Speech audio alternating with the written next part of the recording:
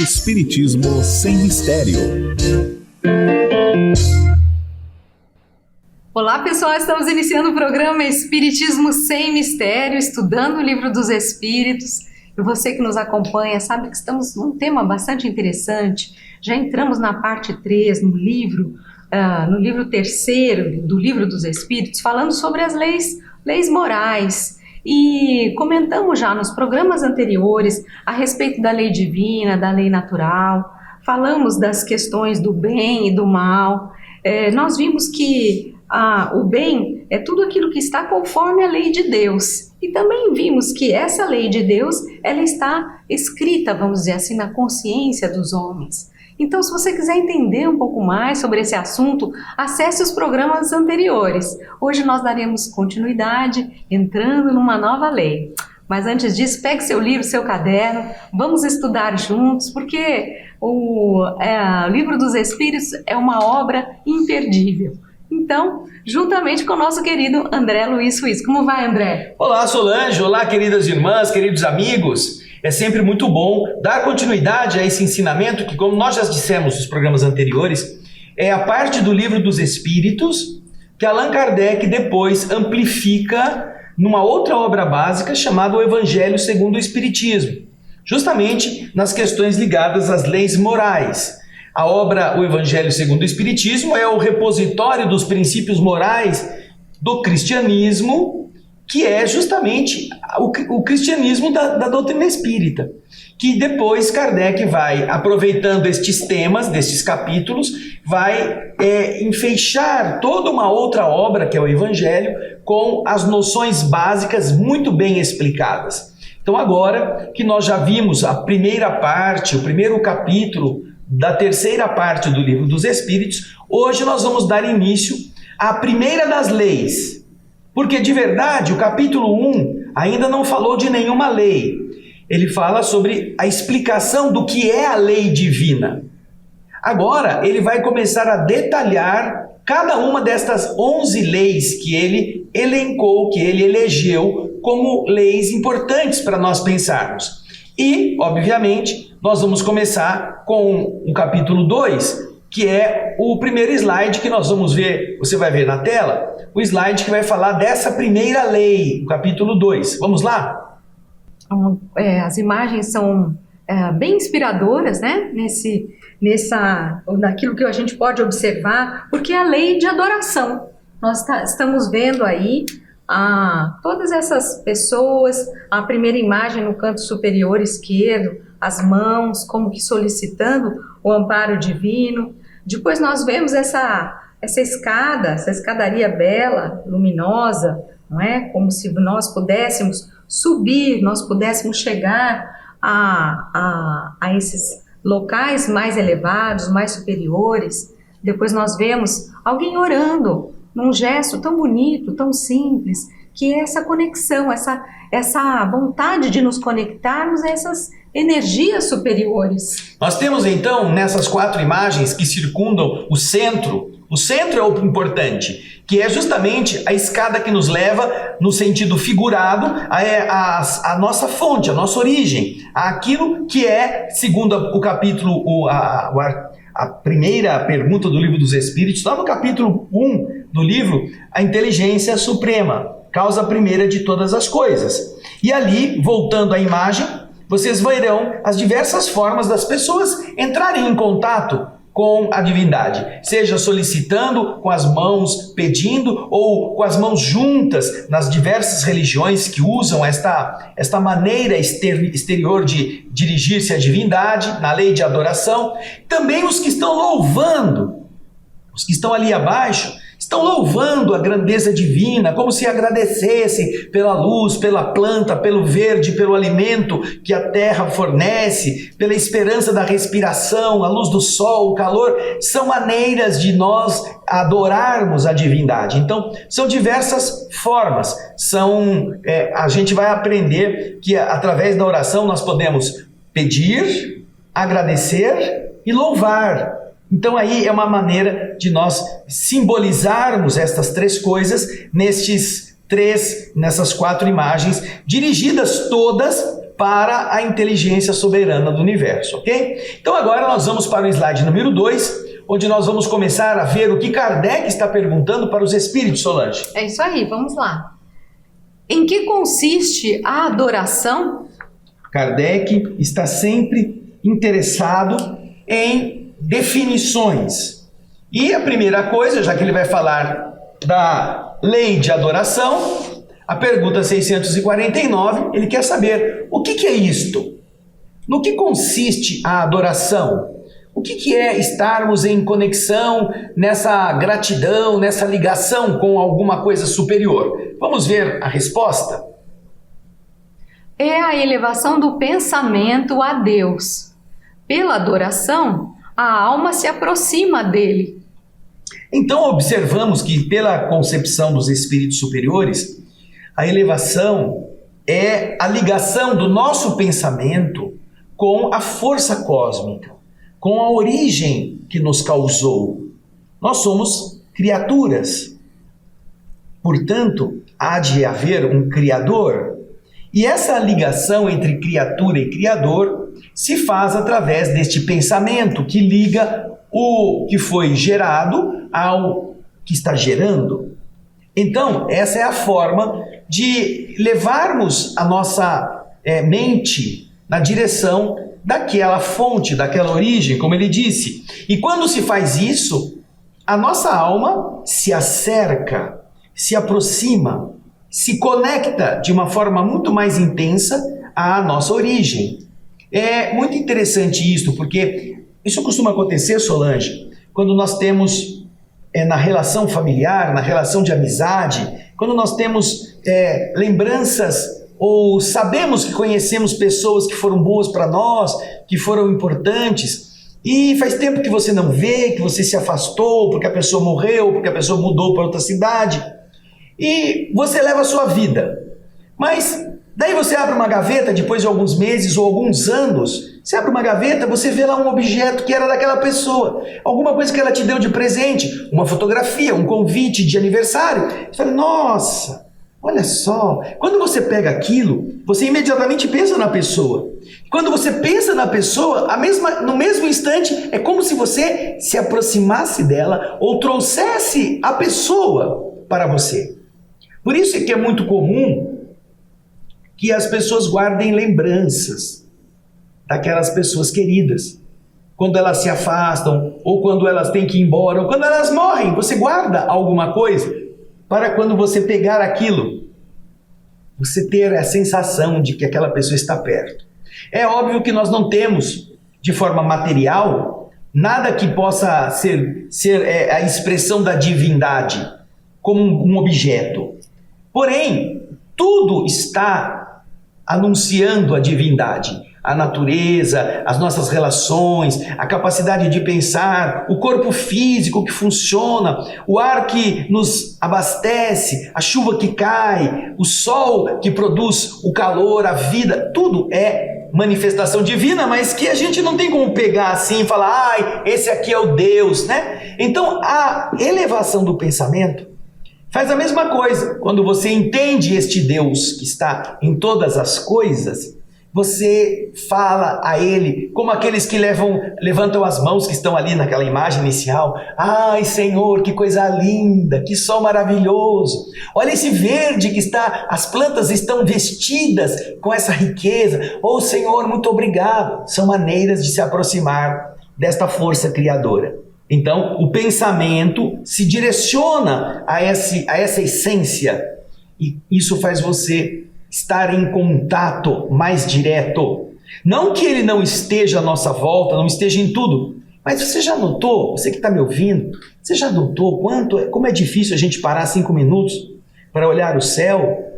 Nós temos horários, temos compromissos, temos que fazer coisas, temos que pagar contas, temos que ganhar dinheiro, temos que ir em audiências, temos que fazer encontros com pessoas, clientes que precisam de nossa opinião e esquecemos que todos estamos vivendo no hausto divino, que estamos vivendo no hálito de Deus, e comemos sem agradecer, bebemos a água que nos abastece sem dar graças ao Pai, respiramos o ar e às vezes poluímos com cigarro, com um monte de coisa, o que é puro para nosso sustento, e não nos lembramos do Criador. Por isso é nós que nos afastamos dessa essência.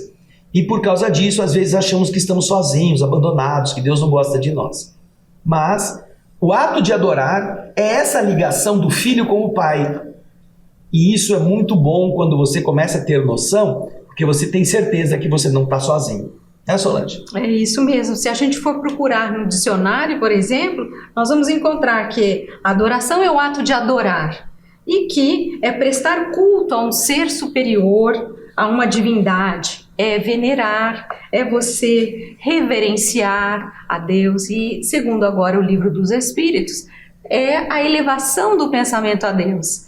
E eu acho que é algo que nós, como o André disse, nós não paramos para pensar nisso. Porque é através dessa adoração, dessa reverência, que nós fazemos essa conexão com essa energia superior, essa energia elevada. Então é pela adoração que a alma se aproxima do Criador, se aproxima de toda essa beleza, essa energia grandiosa que a gente pode chamar de Deus. Então, e nós não estamos muito atentos a isso. Lembrando que isso depende apenas de nós. André falou muito bem agora a respeito disso.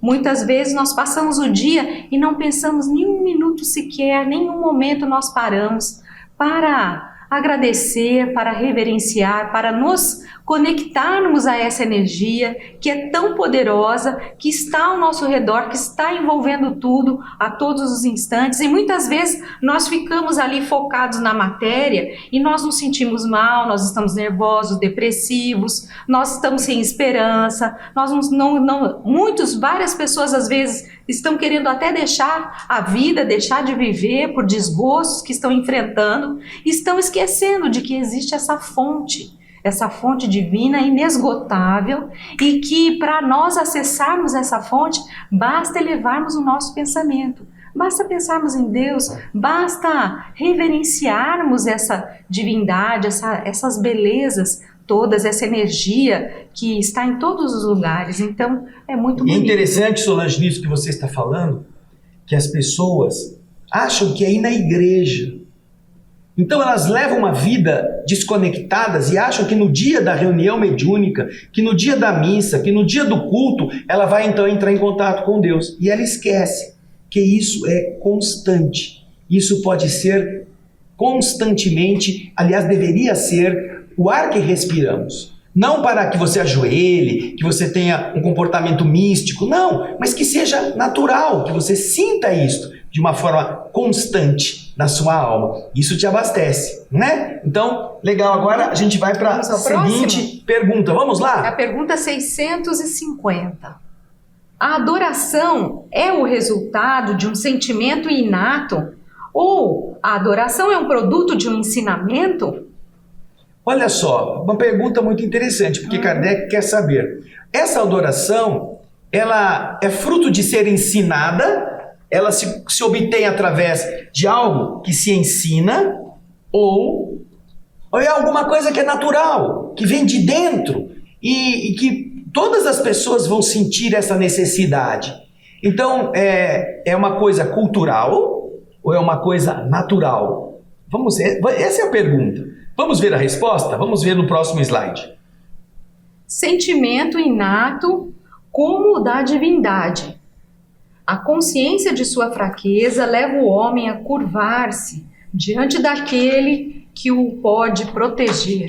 Ou seja, o homem começa a perceber, isso acontece no seu mundo primitivo ainda. Ele começa a notar que o trovão o assusta, que o raio destrói a árvore, que a ventania arrasta os objetos, derruba árvores frondosas, que a chuva pode causar inundações, que ele precisa da água, mas se a água for muito intensa, ele vai ficar muito molhado, que o verão é algo que o protege e que o frio pode congelá-lo. Então ele percebe que ele não tem domínio sobre as forças da natureza. Que essas forças que ele não criou dizem a ele: olha, cuidado comigo, Cuidado, que eu posso acabar com a sua vida. Então, o homem, na maneira primitiva de ser, tem essa certeza, até não porque ele foi ensinado na escola, que há uma força superior e que é melhor ser amigo dessa força, pedir a sua ajuda, do que desafiá-la. Portanto, não se trata de alguma coisa cultural, é algo que o ser humano carrega consigo desde as suas entranhas primitivas, para essa noção de que é algo que faz parte da sua essência.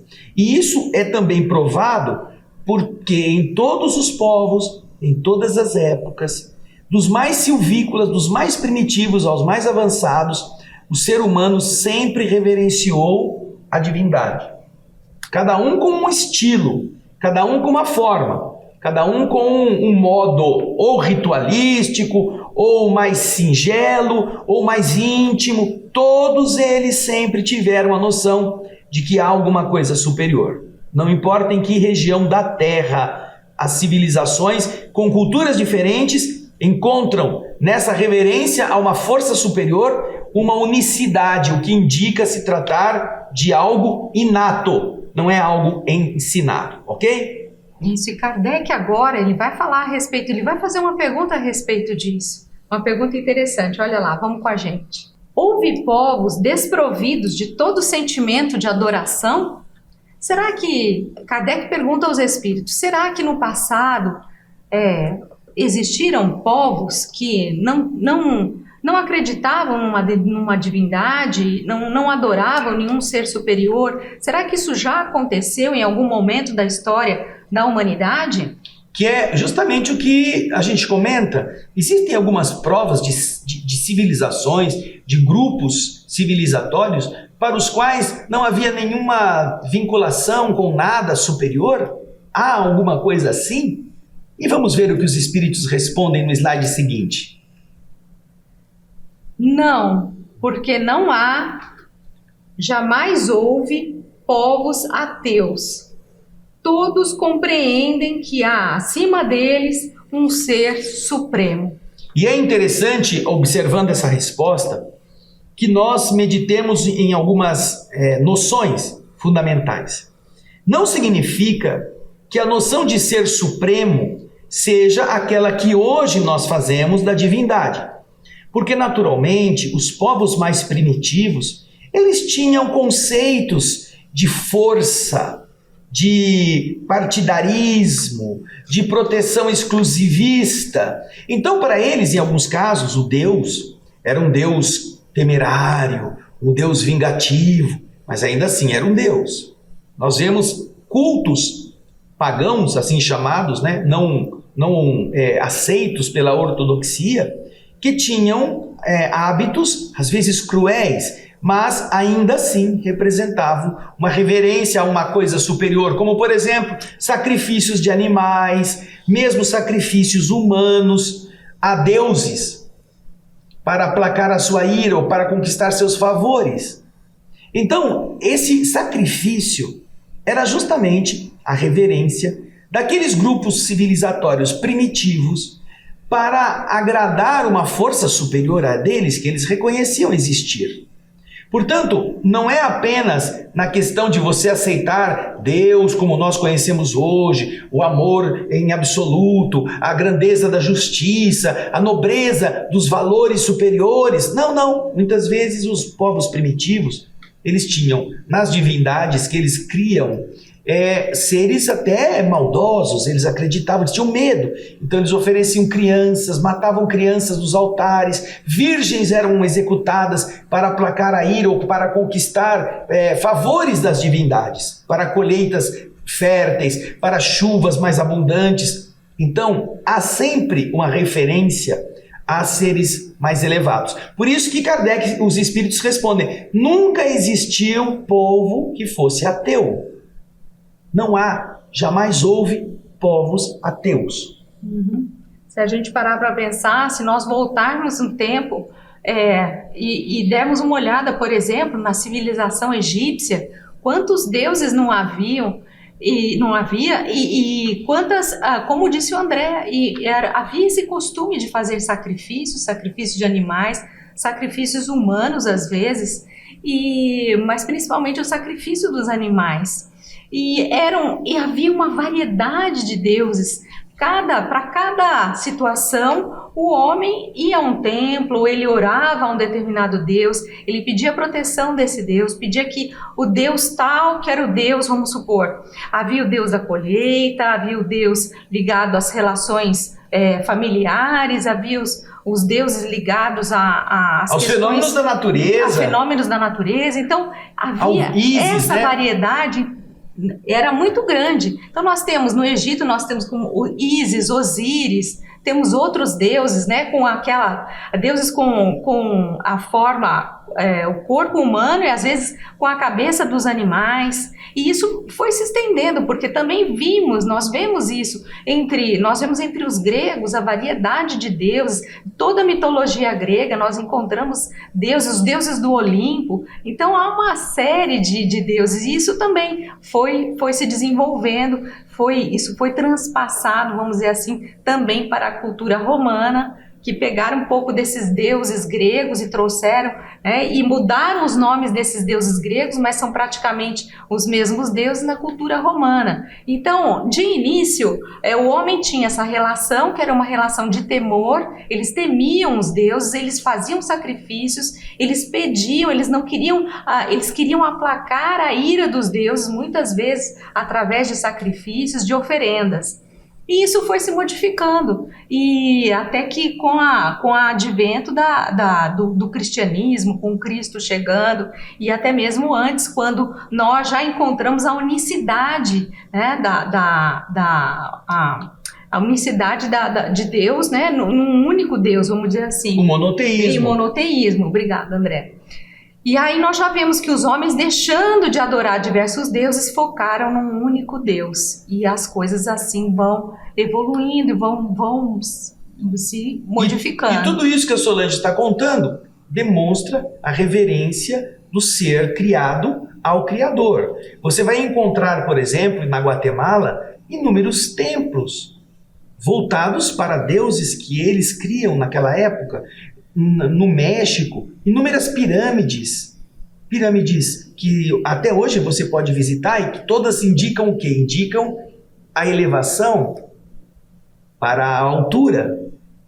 Os guatemaltecos, no final de cada ano, no último dia do ano, antes de passar para o ano novo, eles subiam os vulcões da Guatemala para falar com seus ancestrais em reuniões mediúnicas antes do espiritismo. E lá eles recebiam mensagens dos entes queridos que já tinham morrido. Por quê? Porque no ponto mais alto eles acreditavam que estavam mais perto das forças cósmicas. No Egito, tem a tradição cultural egípcia ancestralíssima da pedra Bem-Bem, que é justamente a noção de um rochedo mais alto que está em contato com as forças do alto. Sempre o alto chamando a atenção das civilizações, o que faz com que eles depois criem as pirâmides, como se fosse uma representação dessa pedra sagrada chamada Bem-Bem. Inclusive, só para complementar, essa questão das fogueiras, do sacrifício, de levar as oferendas e queimar essas oferendas, né, num altar, fazer com que elas sejam consumidas pelo fogo, porque através disso as suas cinzas são levadas aos céus. A fumaça. E chegam, a fumaça chega até os deuses. Então, essa questão de você colocar o fogo, né, e fazer com que isso vá lá para cima. É isso mesmo, bem lembrado, Solange. Então você vê como que a resposta dos espíritos é encontrada e confirmada em todas as civilizações. Nunca existiram povos que não acreditavam em nada.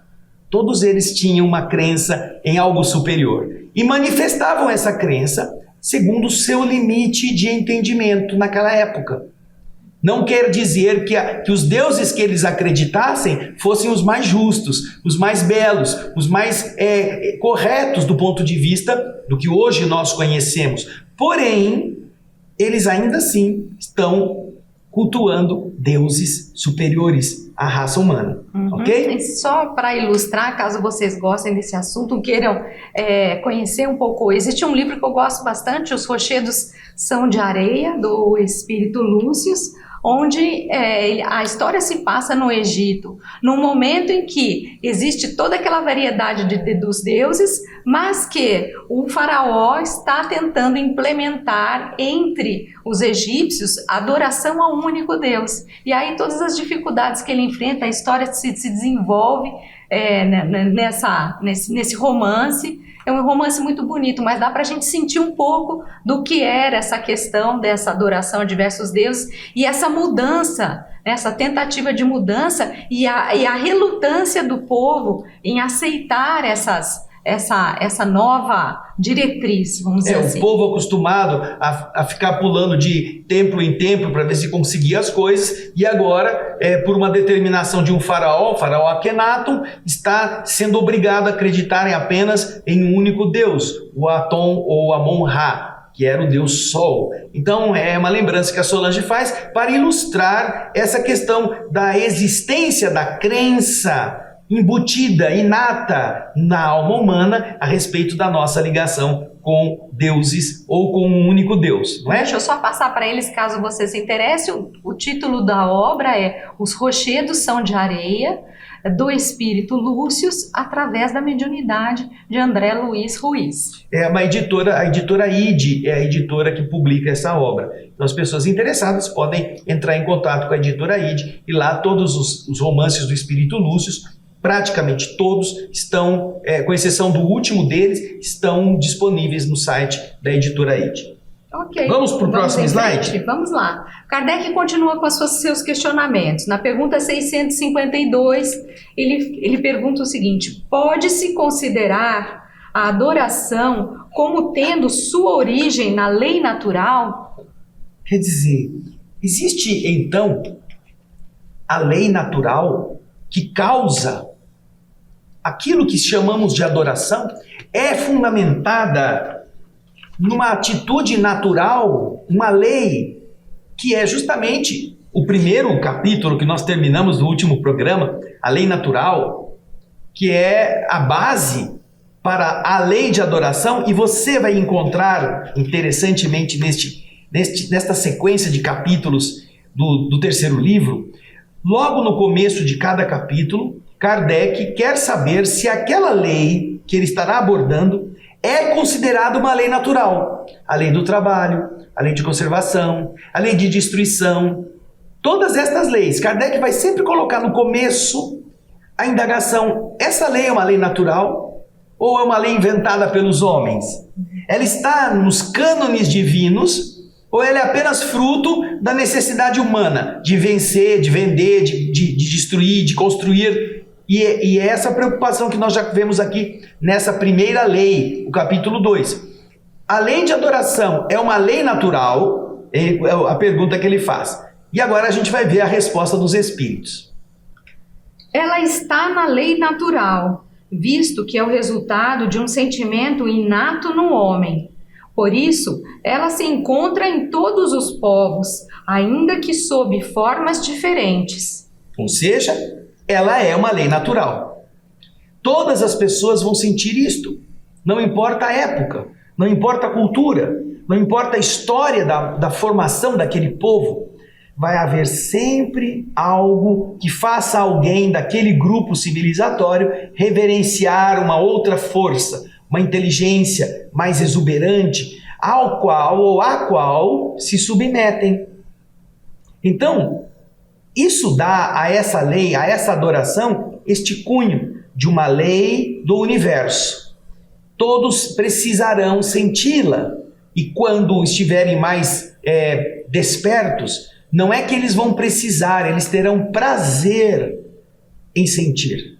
Eles terão grandeza interior de relacionar-se com a origem, da mesma forma que você tem satisfação de rever seu pai, sua mãe, a quem você ama muito, depois que eles estão muito afastados de você, para reverenciar tudo que você recebeu deles de bom. E essa é uma memória muito bonita que nós aprendemos a ter, inclusive entre nós, que não somos deuses, mas que nos queremos muitas vezes como almas queridas, almas próximas, nos ligando uns aos outros. Então, um dia, nós estaremos aprendendo dentro de nós mesmos, sentindo dentro de nós mesmos, um amor por Deus, um amor por Jesus, que é muito maior do que o amor que a gente sente como mãe ou como pai pelos filhos. E é muito maior do que a gente sente como filho pelo pai e pela mãe. Se você quer ter uma noção do amor que Jesus preconiza, se você ama sua mãe, ama seu pai do fundo de sua alma, ou ama alguém com o mais profundo do seu ser, da sua sinceridade, no lugar desse alguém, coloque Jesus. Você vai entender o que significa o amor ao Cristo. E, obviamente, é a forma mais direta de nós entendermos o amor a Deus. Porque Jesus ainda ama a Deus mais do que ele pode explicar para todos nós, né? Então agora nós vamos continuar na sequência das perguntas que Kardec faz. A adoração tem necessidade de manifestações exteriores? Explica isso aí, Solange. O que é esse negócio? Será que é preciso que nós nos manifestemos de forma exterior? Ou seja, é preciso nós fazermos algum tipo de cerimônia ou levarmos alguma coisa a Deus, materialmente falando, demonstrando que nós estamos adorando a Deus? Nós precisamos comprar flores e ofertar a Deus, nós precisamos acender velas, precisamos fazer reuniões com cerimoniais. Será que isso é importante? Existe essa necessidade dessas manifestações exteriores? Temos que fazer as cerimônias, temos que adotar gesticulações, temos que fazer o sinal da cruz, temos que ajoelhar, temos que pôr paninho na cabeça, temos que cantar hinos, temos que fazer entregas de bens e de recursos. Essas são manifestações exteriores. Então Kardec quer saber se nessa lei de adoração é preciso ter esse comportamento. E que quem não tem esse comportamento não será ouvido, não será sentido, não será acatado. Veja só, na época de Kardec, as religiões de então, as religiões dogmáticas, elas primavam por todo um rol de cerimônias. Cerimônias para o nascimento, cerimônias para o casamento, cerimônias para a confirmação, para a crisma, cerimônias para a capacidade de cada um voltar para o outro lado espiritual, né? Deixar o corpo físico, cerimônias para homenagear os mortos, cerimônias para o 7º dia, 1 ano, aquela coisa toda. Essas cerimônias, será que são necessárias? Fazem parte da lei de adoração? E se não tiverem essas cerimônias, será que a pessoa não terá o acolhimento da divindade como se esperaria? Vamos ver a resposta, Solange? A resposta Vamos lá? é muito bonita. A verdadeira adoração está no coração. Em todas as suas ações, imaginem sempre que um Senhor os observa. É Pode muito explicar. bonito isso, porque nós estamos vendo aquilo que os Espíritos estão dizendo. Não importa as suas cerimônias, vocês podem fazer o que vocês desejarem. Vocês podem se vestir, se trajar, fazer cerimônias muito belas, mas se vocês não tiverem o coração voltado à divindade, o coração puro, verdadeiro, essa vontade verdadeira, sincera de se conectar, de adorar a Deus, de nada vale. Você pode fazer uma cerimônia suntuosa com as mais belas roupas, os mais belos artefatos, nos locais mais bonitos, mas se você não tiver essa sinceridade no seu coração, de querer adorar, de querer reverenciar a Deus, isso não tem o menor significado. Deixa eu contar uma história aqui que eu participei.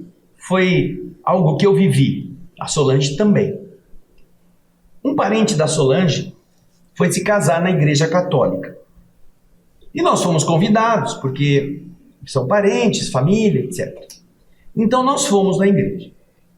Então o casamento, foi todas aquelas pompas, né? Tinha pessoal tocando violino, tocando tambor, tocando trompete, aquelas coisas, né, que o cara quis contratar. que nós não nos opomos. E então, começou a cerimônia. Aí toca a trombeta, parará, parará, parará, abre as portas lá da igreja, a igreja ficava no fundo, uma igreja bonita que há em Campinas. E descem então os padrinhos. O noivo, que vai estar esperando, os padrinhos do noivo entram, ficam atrás dele no altar. Mais 5 minutos, tarará, tarará, tarará, papá, parará, pá, parece eram as trombetas de Jericó para derrubar as muralhas, né? E abre a porta, aquela portona, entram os padrinhos da noiva.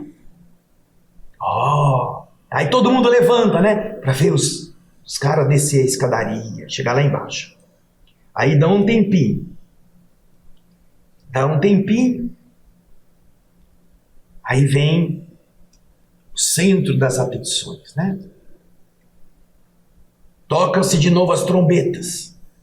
E desce os arautos, os anjinhos, as crianças vestidas de anjinhos, de crianças que vão levar o quê? Vão levar a aliança. Então, aí abrem-se as portas, toca-se as trombetas, todo mundo se levanta, e aí vem a criancinha carregando a aliança do casamento. Todo mundo se senta, fecham-se as portas. Aí, mais 5 minutos, você já viu quanto tempo estava levando esse casamento, né? Mais 5 minutos, tocam-se novamente as trombetas, e aí tocam forte os violinos, os tambores, rufam os tambores, e então é hora de entrar a artista principal, a noiva. Aí a noiva vem descendo com o pai, e desce as escadarias, e a música forte, e o povo embevecido, vendo aquela coisa maravilhosa. Aí a noiva vai lá no altar, o marido recebe, o futuro marido abraça o pai da noiva, dá um beijo na noiva, e então todo mundo se senta e o padre começa a cerimônia. Então, estamos aqui mais uma vez, periri, periri, periri, periri. Já estava falando já há uns 10 minutos, quando alguém se levanta lá, dos seus ajudantes, os ministros que estão lá, e cochicham no ouvido do padre. Aí o padre fala, é mesmo? Aí o padre para o casamento e diz, vamos nos levantar novamente para darmos entrada à palavra de Deus. Aí toca o tambor, toca todas as cornetas, e eles tinham deixado lá para fora a Bíblia. A palavra de Deus tinha ficado na rua. E eu sei disso porque quem ia carregar a Bíblia era a avó da Solange, a dona Zilda, a avó da que estava casando. E ela estava ficando lá fora, estou segurando aqui, ó, a Bíblia não vai entrar, a Bíblia não vai entrar. Aquela que tinha que ser a primeira a entrar, tinha ficado na rua. Aí parou o casamento, tocaram as trombetas para ela entrar com a Bíblia, que é a palavra de Deus, sobre a qual está sendo realizada a cerimônia. Quer dizer, mal ensaiada, né? Então, será que é isso que vai dar notoriedade, grandeza, sacramentalidade? Quando você esquece, inclusive, a palavra de Deus para fora da igreja? Na igreja que é de Deus, que é do cristianismo, que é de uma religião que está baseada na Bíblia, você recebe os padrinhos, recebe o padrinho da noiva, do noivo, você recebe as criancinhas com aliança, você recebe a noiva, recebe o noivo e esquece de Deus na rua. Não pode ser isso, não é mesmo? Não, tudo bem, é bonito, todo mundo vai ter fotografia, vai ter o filme, ter lá as filmagens, vai ter tudo, mas Deus está ali? Será que é isso?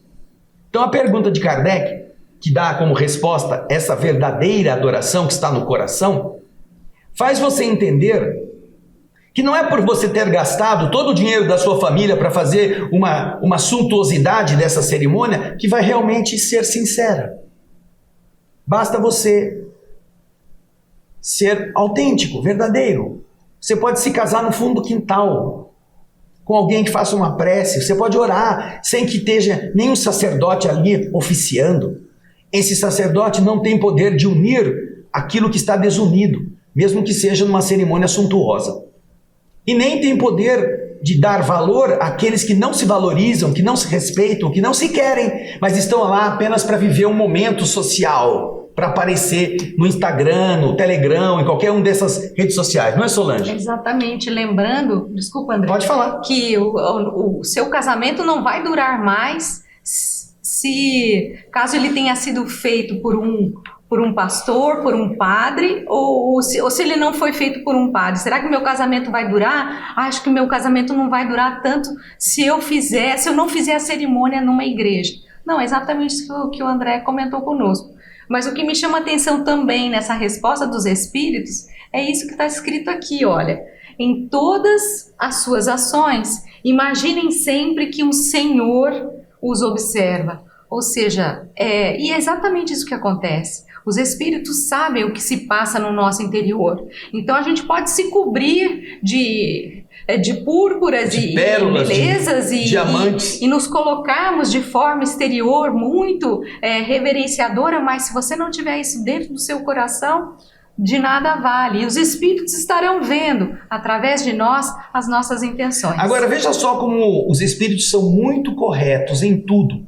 Tanto que Kardec faz a seguir a pergunta, que vai terminar esse estudo, no estudo de hoje. Ele faz a pergunta que você vai ver aí na tela. Bom, já que a adoração exterior não é importante, ele pergunta, essa adoração exterior é útil? Serve para alguma coisa? Tem algum valor quando você se manifesta ou na missa ou em algum ritual e você está reverenciando Deus através deste caminho? Veja lá o que os Espíritos respondem. Sim, se não é uma vã simulação. Ela é sempre útil para dar um bom exemplo. Mas aqueles que a fazem apenas por afetação e amor próprio, e nos quais a conduta desmente sua piedade aparente, dão um exemplo antes mal do que bom, e fazem mais mal do que pensam. São os hipócritas que vão nas igrejas e continuam falando mal do seu semelhante, que vão nas cerimônias para ver a roupa da outra pessoa, ou que vão nesses cultos religiosos para encontrar marido, encontrar mocinhas, encontrar esposa, namorada, ou que vão para fazer negociatas, quem é que você vai se aproximar para ser amigo porque a pessoa tem dinheiro. Quer dizer, é muito bom quando é sincero, e é essa a essência do Cristo, ser autêntico. Mas quando você vai apenas simular, fazer de conta, ter uma atitude que tem outra causa, outra base, outro interesse por detrás, isso é uma simulação. Isso é um simulacro. Isso é um péssimo exemplo. Uma criatura que vive na igreja e não se torna nem um pouco melhor, nem um pouco mais piedosa, nem um pouco mais fraterna, nem um pouco mais humana, está cada vez mais comprometida com o mal. Porque ela vai ouvir todos os dias a mensagem do Senhor límpida e não vai utilizá-la. Então, quantas vezes você já ouviu os fuxicos das carolas?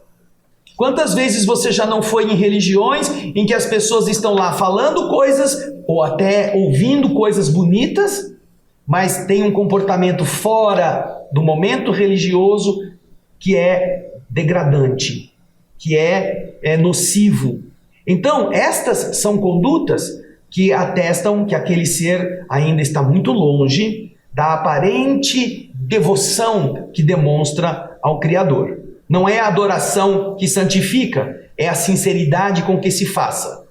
Não é o lugar que torna a adoração mais importante, é como você comparece. Se você está vestindo a roupa nupcial, se é sincero, se é autêntico. Então, me lembrei de uma coisa, só para a gente encerrar, tem um conhecido meu que vai fazer o batismo do seu filho no Cristo Redentor, no Rio de Janeiro, numa cerimônia lá no topo do Cristo Redentor. Logo de madrugada, para ver o sol nascendo. 5, 6 horas da manhã. É muito bom, é muito bonito, mas será que por causa disso o filho dele vai ser mais abençoado do que todos? Não, a gente sabe que não. As coisas são muito mais simples do que a gente imagina e é isso que os Espíritos estão dizendo. O que vale é aquilo que nós temos por dentro, é a sinceridade com a qual nós agimos. Então, sermos verdadeiros, isso é o que importa. Isso aí. Nós estamos chegando ao final do nosso estudo de hoje, vamos no próximo programa dar sequência a essa mesma abordagem. E você não esqueça, você que ainda não viu o filme Nosso Lar 2, vai ao cinema e aproveite no nosso canal O Espírito da Letra, quando nós já fizemos este livro integral para você desfrutá-lo, ok? Vai lá no YouTube, youtube.com/O Espírito da Letra, e procure lá dos 11 livros que já fizemos, procure lá o segundo livro, Os Mensageiros, que é o que conta a história do filme Nosso Lar 2, tá bom? Isso, nós nos vemos no próximo Espiritismo Sem Mistério. Até lá, gente. Grande beijo. Tchau. Tchau.